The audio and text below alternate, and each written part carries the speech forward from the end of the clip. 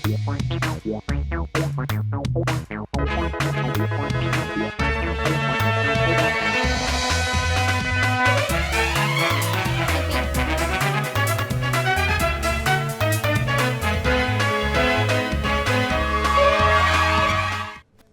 आप देख रहे हैं राष्ट्रीय समाचार और मैं हूं आपके साथ प्रिया पांडे। पहले एक नजर हेडलाइंस पर। बांग्लादेश में हिंसा भड़की, ढाका में हालात तनावपूर्ण, बांग्लादेश हिंसा का असर, भारत में हाई कमीशन के बाहर सुरक्षा बढ़ी। हैदराबाद में विरोध प्रदर्शन, हिंदुओं की सुरक्षा के लिए सरकार से मांग, घुसपैठियों पर आरोप, कार्रवाई न होने पर चेतावनी। वालेकर की बड़ी जीत, जनता और सहयोगियों को धन्यवाद, गुंडाराज खारिज, बदलाव के लिए वोट। आशुतोष कार के काफिलों के साथ देवघर पहुंचे, आलोक मौत मामला, गिरफ्तारी की मांग। बलिया पुलिस की बड़ी कार्यवाही, 80 लीटर लाहन को पुलिस ने नष्ट किया, अवैध कच्ची शराब की 20 फैक्ट्रियां नष्ट। बांग्लादेश में हालात लगातार चिंताजनक बने हुए हैं। हाल ही में उस्मान हादी की हत्या ने हिंसा को और भड़काया है। ढाका में हालात बिगड़ते जा रहे हैं और प्रदर्शन जारी है। बढ़ती हिंसा का असर भारत पर भी दिखाई दे रहा है। वीएचपी बांग्लादेश में हिंदुओं के खिलाफ हो रहे अत्याचार के खिलाफ प्रदर्शन कर रही है। सुरक्षा को देखते हुए दिल्ली में बांग्लादेश उच्चायोग के बाहर पुलिस की सुरक्षा कड़ी कर दी गई और भारी संख्या में बल तैनात किए गए। तस्वीरों में हर जगह पुलिस की मुस्तैदी और स्थितियों पर कड़ी निगरानी स्पष्ट रूप से नजर आ रही है। बांग्लादेश में हो रही हिंदू पर अत्याचार को लेकर विश्व हिंदू परिषद और हिंदू संगठन के कार्यकर्ताओं ने दिल्ली में बांग्लादेश उच्चायुक्त को घेर किया।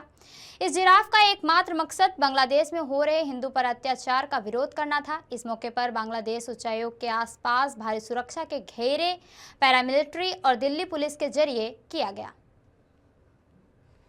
बांग्लादेश में हो रहे अत्याचार को लेकर विश्व हिंदू परिषद ने एक बड़ा विरोध प्रदर्शन जो है वो दिल्ली के अंदर जो है वो आह्वान किया था और ऐसे में आज विश्व हिंदू परिषद की ओर से जो है एक बड़ा विरोध प्रदर्शन जो है बांग्लादेश उच्चायोग के सामने जो है वो किया गया था। इस समय आप देख सकते हैं कि किस तरीके से पूरी मिलिट्री की जो फोर्सेस हैं वो बांग्लादेश उच्चायोग के जो आसपास के इलाकों में जो है वो तैनात कर दी गई है। दिल्ली पुलिस की जो तमाम जो बटालियन है उसको यहाँ पर जो है तैनात किया गया है। मैं कैमरामैन से कहूँगा दूर तक थोड़ा सा दिखाने की कोशिश करेंगे किस तरीके से जो विश्व हिंदू परिषद के जो लोग थे वो यहाँ पे कुछ देर पहले मौजूद थे, अपना विरोध प्रदर्शन वो कर रहे थे। और ऐसे में लगातार जिस तरीके से बांग्लादेश में हिंदुओं के ऊपर जो अत्याचार हो रहे हैं उसके खिलाफ जो है ये विरोध प्रदर्शन जो है वो माना जा रहा है। और क्योंकि लगातार इस तरह की खबरें जो है वो बांग्लादेश से निकल के सामने आ रही थी, कैमरा पर्सन से मैं कहूँगा कि एक बार दूर का नज़ारा दिखाया कि अभी भी जो विश्व हिंदू परिषद के जो लोग हैं उनके हाथों में जो है वो बैनर जो है अभी भी लिए वो मौजूद हैं। और बांग्लादेश उच्चायोग यानी बांग्लादेश कमीशन के आसपास के इलाकों में जो है ये तैनाती कर दी गई है, बैरिकेडिंग लगा दिए गए हैं। दिल्ली पुलिस की कई जो टीमें जो है यहाँ पे मौजूद हैं, उसके साथ पैरा मिलिट्री की फोर्सेस जो है उसको भी जो है यहाँ पर रखा गया है ताकि किसी प्रकार की कोई दिक्कत जो है वो खासतौर पर बांग्लादेश उच्चायोग के आसपास ना हो सके, जो भीड़ जो है वो अनियंत्रित ना हो सके। इसको लेकर जो है पूरी चप्पे चप्पे पे जो है वो सुरक्षा की तैनाती जो है वो कर दी गई है। कैमरा पर्सन सुमित के साथ दीपक कुशवाहा की रिपोर्ट, दिल्ली। पूरी दुनिया में हिंदू आक्रोशित है और देश में आज पूरे विरोध है उसके कारण से प्रदर्शन भी हो रहे हैं। और जिस प्रकार की विभत्स वहाँ दुर्घटना की हुई है, जिस प्रकार से एक हिंदू को निकालकर उसको मारा गया, फिर उसको जलाया गया, पेट से टांग कर जलाया गया, जितनी निंदा की जाए कम है। और भारत सरकार ने ऑलरेडी मैटर बांग्लादेश सरकार के साथ टेकअप किया और उसके दबाव में बांग्लादेश सरकार ने कुछ लोगों को अरेस्ट किया, परंतु वहाँ पर ओवरऑल जो इस्लामिक रेडिकलाइजेशन है उसकी कारण से एक चिंता का विषय है। बुलेटिन में अगली खबर हैदराबाद से। विश्व हिंदू परिषद के सदस्यों ने अन्य हिंदू संगठनों के साथ मिलकर हैदराबाद के कोठापेट में बांग्लादेश में अल्पसंख्यकों पर हो रहे हमले के खिलाफ प्रदर्शन किया। इस दौरान विश्व हिंदू परिषद के राष्ट्रीय प्रवक्ता शशिधर ने कहा कि बांग्लादेश में हिंदुओं पर अत्याचार हो रहे हैं और भारत सरकार को उनकी सुरक्षा के लिए सख्त कदम उठाने चाहिए। उन्होंने यह भी दावा किया कि भाग्यनगर में बड़ी संख्या में बांग्लादेशी घुसपैठी और रोहिंग्या रह रहे हैं। शशिधर ने चेतावनी दी कि यदि राज्य सरकार कोई कार्यवाही नहीं करती है तो विश्व हिंदू परिषद स्वयं कार्रवाई की घोषणा कर सकती है।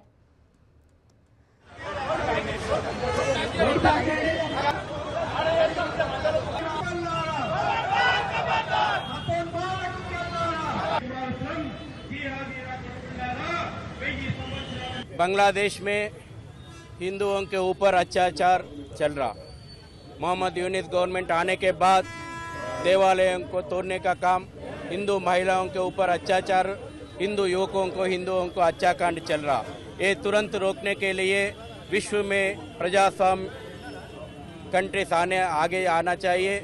ऐक्य राज्य समिति में भी तुरंत वो षड्यंत्र रोकने के लिए वो काम शुरू होना चाहिए।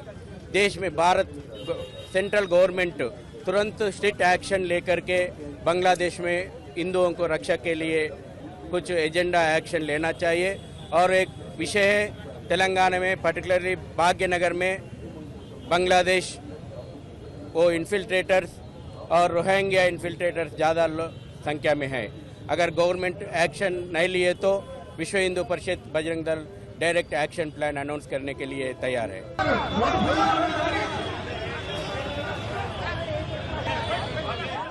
नगरपालिका चुनाव में जीत के बाद वालेकर ने अपने चैनल पर प्रतिक्रिया देते हुए कहा कि यह जीत उनका अकेला विजन नहीं बल्कि सहयोगियों और जनता के समर्थन का परिणाम है। उन्होंने कहा कि शहर में लंबे समय से चल रहा गुंडाराज जनता को पसंद नहीं था, इसी कारण लोगों ने बदलाव के लिए उन्हें चुना है। जनता एक ही चेहरे को बार बार देखकर और झूठे वादों से ऊब चुकी थी, इसलिए इस बार परिवर्तन के पक्ष में मतदान किया गया। वालेकर ने नवनिर्वाचित नगराध्यक्ष करुण जुले की सराहना करते हुए कहा कि वे पढ़ी लिखी और शिक्षित महिला हैं, जिनके नेतृत्व में शहर में बेहतर अस्पताल, स्कूल और मूलभूत सुविधाओं का विस्तार होगा। अंत में उन्होंने प्रधानमंत्री नरेंद्र मोदी के नारे न खाऊंगा न खाने दूंगा जिक्र करते हुए कहा कि अब उसी तर्ज पर काम होगा और उन्होंने भ्रष्टाचार किया है, उनका भी पूरा हिसाब लिया जाएगा। कुछ नहीं, ये मेरे अकेले का विजय नहीं है। ये मेरे कार्यकर्ता, मेरा मित्र परिवार, हमारे जो महिला माता भगिनी थे, इनके परिश्रम से मैं चुन के आया हूँ। ये मेरे अकेले का विजय नहीं है, ये जनता का विजय। क्योंकि अभी लोग डेवलपमेंट को चूज कर रहे हैं, गुंडाराज किसी को पसंद नहीं है। गुंडाराज जैसे इसके पहले अंबरनाथ में था, अभी इसके आगे गुंडाराज लगभग खत्म हो जाएगा।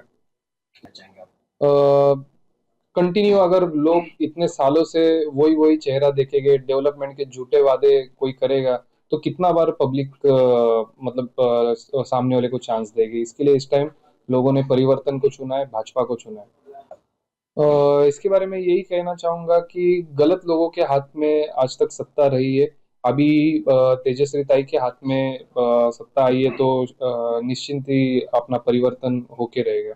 हाँ, अभी तेजस्वी ताई ने यही बोला है कि अच्छा हॉस्पिटल, अच्छे स्कूल, ये सब उनका प्रायोरिटी होगा, तो उसके ऊपर ही पहले काम शुरू होगा और किया जाएगा। हाँ, अभी जैसे मोदी जी का ये एजेंडा रहा है, वैसे ही इनका भी यही एजेंडा रहा है कि ना खाओगी ना खाने दूंगी, जो खाया है उसका भी हिसाब लूंगी। तो इसके आगे बहुत सी चीजें नॉर्मल हो जाएगी और अंबरनाथ शहर को विकास एक्चुअल में क्या होता है ये देखने। भूमिहार ब्राह्मण एकता मंच के राष्ट्रीय अध्यक्ष आशुतोष कार के काफिलों के साथ देवघर पहुंचे। उन्होंने अपने छोटे भाई आलोक की मौत के मामले में आरोपियों की शीघ्र गिरफ्तारी की मांग की। उल्लेखनीय है कि 9 दिसंबर को आलोक की मौत एक सड़क हादसे में हुई थी, लेकिन परिजनों ने इसे हादसा नहीं बल्कि सुनियोजित हत्या बताते हुए गंभीर आरोप लगाए हैं। इस मामले को लेकर इलाके में तनाव की स्थिति को देखते हुए प्रशासन ने भारी संख्या में पुलिस की बल की तैनाती की है। पुलिस पर हर गतिविधि पर कड़ी नजर बनी हुई है और सुरक्षा के पुख्ता इंतजाम किए गए हैं। जैसा कि हमें सूचना मिला है कि देवघर बंद का आह्वान किया गया था, जो हमने रात में प्रशासन की ओर से एक एडवाइजरी भी जारी करी थी। बंद बुलाना असंवैधानिक है, जैसा आपको पता है। सोशल मीडिया पे बहुत सारे कमेंट्स भी आ रहे थे इसको लेके। देखिए, आपका पीसफुल प्रोसेशन करना, पीसफुल अपनी बातें रखना या कोई सम्मेलन में पार्ट कर लेना, शिरकत करना, ये वैधानिक है, बिल्कुल अलाउ है। इसीलिए हमने 144 अभी तक नहीं लगाया। आपको एक लेजिट कॉज के लिए किसी से अपील करनी है, शांतिपूर्ण प्रदर्शन करना है, तो इसका आपको पूरा अधिकार है संविधान के अंदर। लेकिन बंद बुलाने से शहर की व्यवस्था ख़राब होती है, एक माहौल ख़राब होता है, लोगों का प्रॉपर्टी वगैरह क्षति होने का, बाहर में कार वगैरह पार्क है, VIP चौक बिल्कुल शहर के बीचों बीच बिल्कुल सेंटर में पड़ता है। तो एक जनरल बंद जहाँ पे सार्वजनिक व्यवस्था, यातायात, जीवन ठप हो, वो बंद असंवैधानिक है और वो नहीं होने देना है। वो ही इन्फोर्स करने के लिए थोड़ी तैनात हमने इनसाइडर इन्फॉर्मेशन ली आई है, बहुत इन्फॉर्मेट से बहुत तरह की तैयारियां चल रही थी, सोशल मीडिया में भड़काऊ बयानबाजी चल रही थी। कृपया उस पर ध्यान ना दें, किसी भी तरह की क्रिमिनल एक्टिविटीज़ पे पार्टिसिपेट। खबरों में आगे बढ़ते हैं और अगली खबर उत्तर प्रदेश से। उत्तर प्रदेश के इटावा जनपद में थाना कोतवाली क्षेत्र के अंतर्गत पक्का तालाब चौराहा पर न्यायालय के आदेश पर मकान को कब्जा मुक्त बनवाने के लिए पहुंचे राजस्व और पुलिस प्रशासन की टीम के सामने मकान में रह रहे 22 वर्षीय दलित युवक ने पेट्रोल डालकर आत्महत्या करने का प्रयास किया। देखते ही देखते युवक गंभीर रूप से आग में झुलस गया। मौके पर मौजूद प्रशासन की टीम ने युवक की आग बुझाकर इलाज के लिए जिला अस्पताल में भर्ती करवाया गया, जहां से युवक को सफाई मेडिकल यूनिवर्सिटी रेफर कर दिया गया। आग में झुलसे युवक परिजनों ने पुलिस और राजस्व टीम पर युवक के साथ घर में घुसकर मारपीट करने और आग लगाने का आरोप लगाया है। पुलिस क्षेत्राधिकारी नगर अभय नारायण सिंह ने बताया कि सिविल जज जूनियर डिवीजन से एक मकान को खाली करवाने का आदेश दिया गया था, जिसका आदेश तामील करवाने के लिए राजस्व विभाग और पुलिस टीम ने मौके पर पहुंचकर मकान को खाली करवाने की कार्यवाही की जा रही थी, जिसका विरोध मकान में रह रहे 22 वर्षीय युवक ने किया और आवेश में आकर पेट्रोल डालकर आत्मदाह करने का प्रयास किया। मौके पर मौजूद पुलिस टीम ने युवक की आग को बुझाकर युवक को उपचार के लिए जिला अस्पताल भर्ती करवाया गया था, जहां से बेहतर उपचार के लिए उसे सफाई मेडिकल यूनिवर्सिटी रेफर कर दिया गया। देखिए, एक सिविल जज जूनियर डिवीज़न का आदेश था। इसमें सिविल वाद दो पक्षों के मध्य चल रहा था, जिसमें उस आदेश के क्रम में उस मकान को खाली कराना था। इससे सिविल न्यायालय से अमीन और उनके सहायक थाना कोतवाली आए थे, जहां से पुलिस बल की मांग की गई। जीडी में वहां से रवाना होकर के पुलिस बल और द्वारा वहां पर जाकर के खाली कराया जा रहा था। शिवम नाम का जो युवक है, उसके द्वारा उस पर आग लगी और ज्वलनशील पदार्थ उसने डाल लिया था, उसको लेकर के तत्काल जिला अस्पताल लाया गया और प्राथमिक उपचार यहाँ से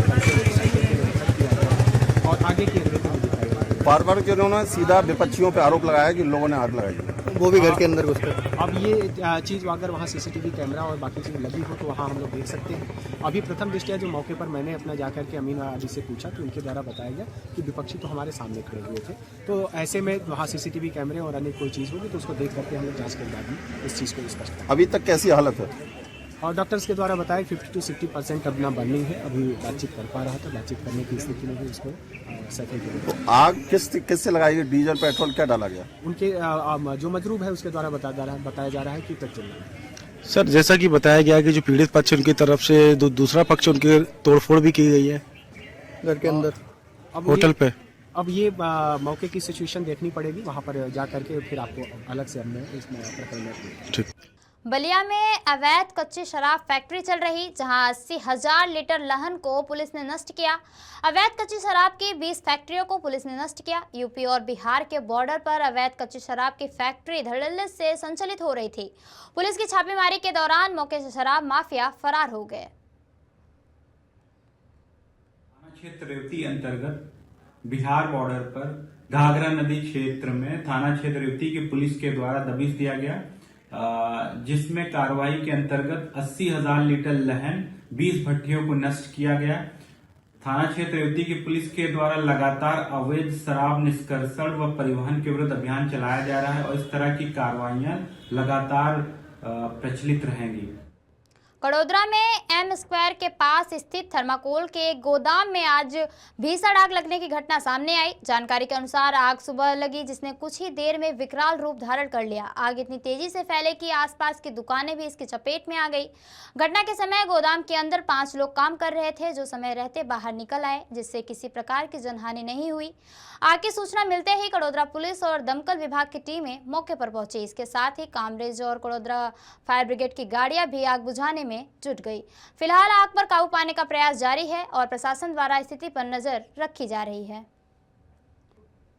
भरूच के मुलाद टोल प्लाजा के पास आज एक ट्रक में अचानक आग लग गई। आग लगने के कारण मेन रोड पर यातायात प्रभावित हो गया और लोग परेशान हो गए। मौके पर फायर फाइटर्स पहुंचकर आग को काबू में करने का प्रयास किया और सौभाग्यवश इस हादसे में किसी के हताहत होने की खबर नहीं है, लेकिन ट्रक पूरी तरह जलकर खाक हो गया। प्रशासन और फायर विभाग इस स्थिति पर नजर बनाए हुए हैं और आग फैलने के कारण की जाँच की जा रही है। कानपुर देहात में प्रशासन का बुलडोजर चलाया जा रहा। भोगनीपुर हाईवे किनारे अवैध अतिक्रमण पर प्रशासन और NHAI का बुलडोजर चला। भोगनीपुर चौराहे पर अवैध दुकानों को ध्वस्त किया गया। भोगनीपुर चौराहे पर लंबे समय से चल रहे अवैध अतिक्रमण के खिलाफ बुलडोजर गरजा है और JCB मशीन से अवैध रूप से लगी दुकानों को तोड़ा गया। बुलडोजर की कार्रवाई शुरू होते ही दुकानदारों में हड़कंप मचा और मौके पर उप जिलाधिकारी भोगनीपुर, क्षेत्राधिकारी भोगनीपुर भारी पुलिस बल के साथ मौके पर मौजूद रहे। चौराहे पर लगने वाला अवैध स्टैंड और पार्किंग भी हटाई गई। अवैध अतिक्रमण किसी भी हाल में बर्दाश्त नहीं किया जाएगा। एटा में घने कोहरे का कहर, जनजीवन पूरी तरह अस्त व्यस्त हो चुका है।